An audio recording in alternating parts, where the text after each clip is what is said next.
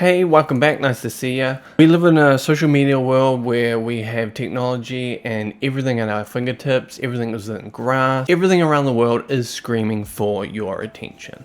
So what is attention and why does it matter, and how does what we pay attention to affect us? What is there to discover beyond the obvious? Attention is attention, right? So let's do a little bit deeper of a dive, and in this video I want to talk about these things. What is attention? What gives attention value? What are the different types of attention? What happens to us based on where our attention goes? Are you shaped by what you pay attention to? Is our attention linked to our perceptions, emotions, morals, who we become? And the philosophy of attention, and my final thoughts on everything. So what is attention from the philosophical standpoint? I can pay attention to a video, social media post. I can give it my time essentially. And also paying attention to somebody speaking in front of me, if I'm actually hanging out with someone and talking to them, be it a person, stranger, loved one. Is that attention that I give to the person, to a social media post or a video, is that different in any way? So what is attention? It's really just our focus, and it's what we are paying,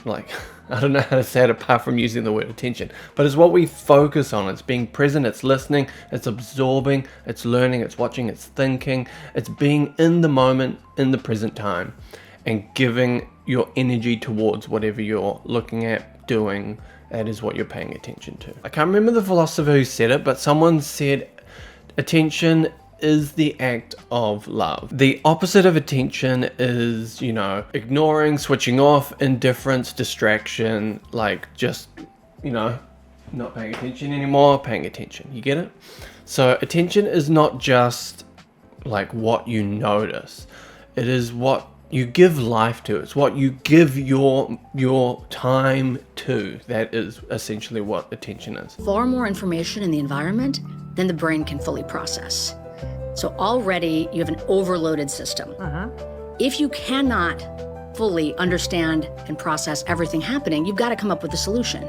So the solution of attention is to prioritize a subset of information that's available to us and use the full computational power of our brain to interrogate it, to understand it, and then sort of sample it bit by bit to put together everything that we might be surrounded by.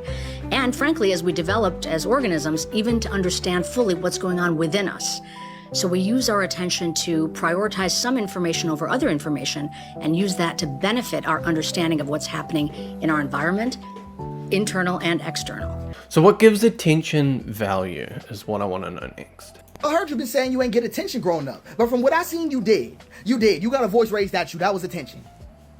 That's exactly what that was. You got a door slammed in your face growing up. That was attention. You got a spotlight that didn't warm you. It burned you. That was attention too. It just was not affection, because attention has 1,000 faces. I want you to understand, none of them love you. Attention can crown you in the morning and crucify you by night. I promise. I promise. Attention claps when you win and feeds you when you fall. Attention makes you a trophy on good days and a target on bad ones. I want you to think about it. Attention. Yeah, totally agree, totally. Think of a kid that hits another kid, and the assailant wants control, wants attention, wants a response, wants a reaction from their victim. Now, do you give the kid who wants that desire attention, or do you give your attention to the victim and ignore the assailant? Now, which one do you think produces a repeatable offense more and more within the child? The one that got attention, or the one that got ignored? And think about social media as well, or the news, or what makes us react. So attention equals money and or time, really. Your attention isn't being scattered, it's being sold. Here's how to reclaim it. We are living in a new economy, the attention economy, and focus has literally become currency. Every scroll and notification trains your brain to value novelty over depth, and it is costing you your ability to think, create, and be present. Let's talk about what's actually happening in your brain. There are 3 areas in your brain that we're going to talk about. First is your prefrontal cortex. This is your focus control center. It manages your decision making and impulse control. Then we have your default mode network. You could consider this to be your creativity space. It's what activates when your mind wanders or daydreams. And in between these two, you've got your salience network. It's kind of like a mental switchboard that decides what deserves your attention and what to ignore. When you are constantly bombarded by stimuli like notifications or short form videos, that switch gets jammed and stuck in overdrive. Studies show that this kind of overstimulation weakens your prefrontal circuits and increases what is called attentional switching, leaving your brain fatigued and addicted to novelty. You have to give yourself grace though, because this is not. So what are the different types of attention? We will cover a few of them here. There's selective attention, which is single focus, reading a book, having a conversation with someone, or acknowledging or being in your surroundings. There's divided attention, which is like multitasking, doing double screening, listening to a podcast while you're cooking or something like that. And there's exogenous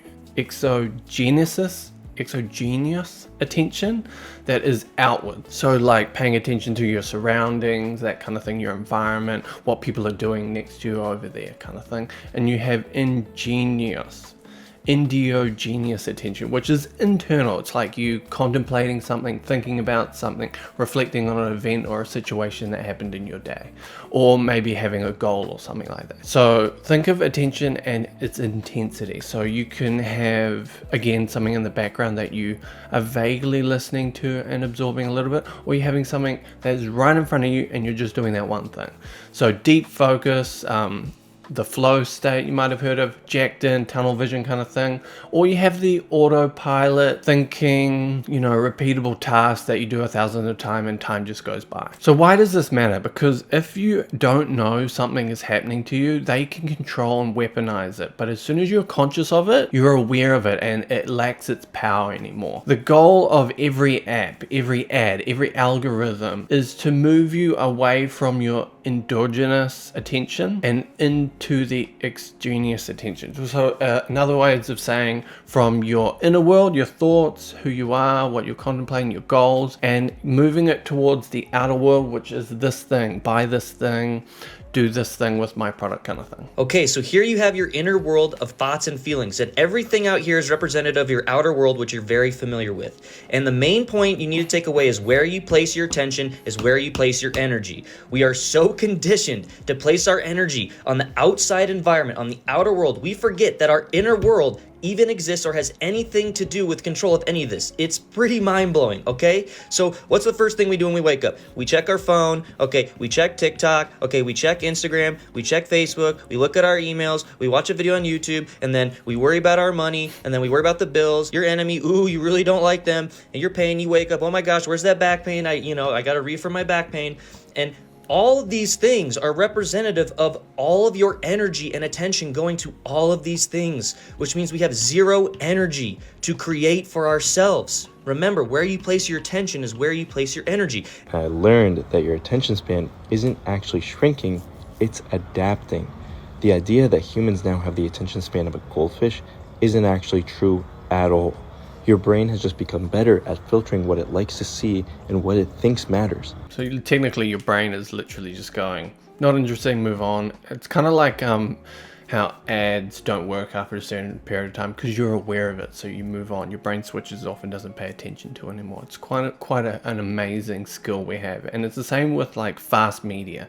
We learn to adapt to it, we learn to take it in, and we learn what is good and what is not really, really quickly. So what happens to us based on where our attention actually goes? Some would say that depression and anxiety is up now since the world has changed all the time, and we have got good and bad moments and hardships and situations. Or saying, we can't actually say that what our attention and where it's going in like social media and the phone is actually the cause of all of this, because there's just so many other factors in our lives and situations and in-person situations. Have you heard of these things? Negative biases. Our attention is naturally drawn to threats and negative stimuli and organized around it so that we survive. So like if something bad happens, we learn really, really quickly not to do that again so that we can avoid it in the future and have a more chance of surviving a situation. Rumination, which leads to negative emotion states when we dwell or repeat at things. So like something bad happens to us and we constantly go through our mind in that situation and keep reminiscing going, what if, oh, I wish this is like, and also quite a bad negative mindset to get into. And we have gratitude practices, which is a positive version where we're writing down or thinking about things that are good, that things that have happened in our day that we appreciate, that we're really happy that are in our lives. And this list can increase our happiness and reduce negative emotional states. So it's actually like, if you think about it, if you're focusing on a negative thing, you're going to have negative emotions and feelings. And if you focus on positive things, you're going to have positive feelings. So it's quite simple. And then we have Shinrin Yuku, which means like forest bathing, which in the 1980s Japanese studied that if we go outside and are in present and in the moment, like not actually doing a task, just being around nature and sitting down and breathing, relaxing and just viewing the world as is, it's really good for our mental state, like this slowing down and appreciation kind of thing. Even brief encounters with urban nature can offer many of the same benefits. So what is forest bathing? Well, it's not walking or hiking, it's just mindful time spent in nature engaging with natural elements. Many people report feeling calmer and feeling less stressed after just 20 minutes of like focused, intentional nature time. Start by looking for the obvious. Parks, riverside walks, community gardens. Don't overlook the micro nature spots. This could be a courtyard with plants, or it could be a road or a street with trees along it, or maybe a cluster of trees, or it could be a rooftop garden. The best forest bathing spot that you find is the one that you can visit regularly. Convenience beats perfection. I would say what we give our attention to magnifies that thing in our lives, because it is your prefrontal cortex you are activating, which is energy. It is like it's using calories to work. So whatever you're paying attention to, you're actually giving that energy, your energy. Are we shaped by what we pay attention to? So attention helps us notice dangers quickly, remember bad experiences or avoid repeating them, monitor our social groups or signals for rejection or conflict. Our brain is developed to keep us alive. That's the whole point of this thing, is just to keep us alive. And it has a negative bias here, like I said before, and that is what keeps us alive. So here are a few things that are no longer, we're no longer in a cave. We no longer have to worry about being eaten by a saber-toothed tiger anymore.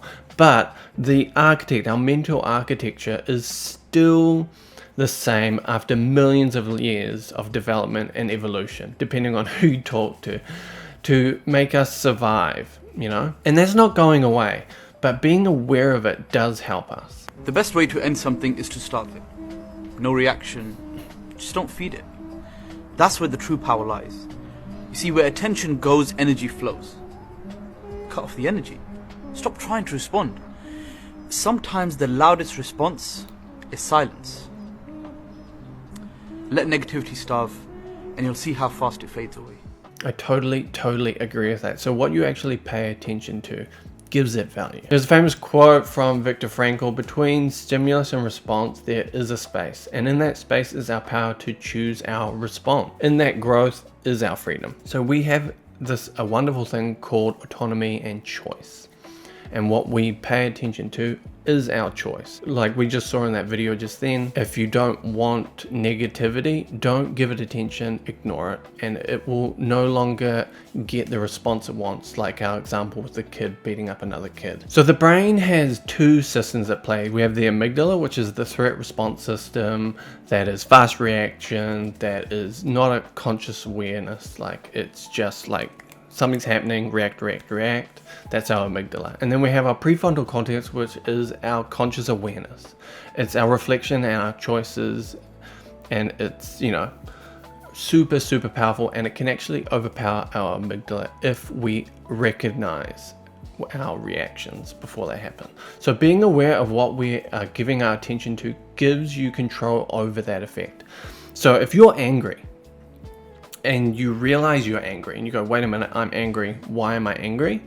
Your anger actually lowers because you're consciously aware of it now, and you're no longer being controlled by your amygdala, and your prefrontal cortex is taking control. So your anger goes down. The same happens with any other emotion. But if we are just running on our amygdala and our limbic system, what you are paying attention to does have an effect on you, and if you don't recognize it, it can control you. So it's just something to be aware of. Attention is power. By giving something attention, you're giving it dominion. So if you don't want to give something power, such as all the negative things in your life, don't give it your attention. Give your attention to things that you want to grow, like your goals, your love, your gratitude, and all the elevated emotions. So is our attention linked to our perceptions, emotions, morals, and who we become? And what we give attention to, does that give that thing meaning? So think of a loved one. Let's say they're talking to you and you're paying super hardcore attention to them. You're just focusing on what they're saying and you're listening to them intentionally. Now picture that your loved one is talking to you, but you're distracted. You're not paying attention to them. You're doing something else and you're ignoring them slightly. Do you think their perception of how much you value them has changed? I would say it does. And that is your attention giving value to your loved one. Paying attention is being present, and it's a skill, just like golf or tennis. The more you practice it, the better you get at it. And you know when someone's present with you in your life because they're paying attention to you. And you know when they're not present with you because they're not paying attention to you. The quality of your life is determined by what you give your attention to. And so if you're not aware of what you're giving your attention to and what you're giving your energy to, then your own well-being and the quality of your life is being determined by things that are not of your own choosing. Understanding of something changes how you perceive it. This is an interesting one. Think of someone reading like the book of reading this book here, The Secret History. And the person reading this book knows all the context about it. It's Plato's Republic, Greek history, poetry, literature, philosophy, 1980s fashion. And let's say someone else is reading this book and they have no idea about the subculture or the subjects of what they're reading. Now, both people are paying the same amount of attention to the book. Which one gets the most out of it, and is there a difference? I would say the more educated person with the more insights would get satisfaction from understanding the subtexts and the subjects covered in the book. Is that attention or is that knowledge and understanding, and is there a difference there? Or does our attention react differently or respond differently, according to our knowledge of something? The more you know and the more you're aware, the harder it is for someone to manipulate you. And the more you pay attention to something, the more you give that thing value. So the philosophy of attention, we have Simone, which I need to read more about her, and hers is like attention and ethics, which I found super interesting. I need to read more of her books. And then we have a whole bunch of others that I can't say their names. Maurice explored attention through the lens of the body, and then we have Henry wrote about attention in relation to time and consciousness. This one's an interesting one because like when you're driving to a new location, it takes forever and you're thinking, but if you're just driving home, it goes like that because your brain already recognizes all the things around it, and time just goes past. And that's an attention thing. I found that one really interesting when you dive into it.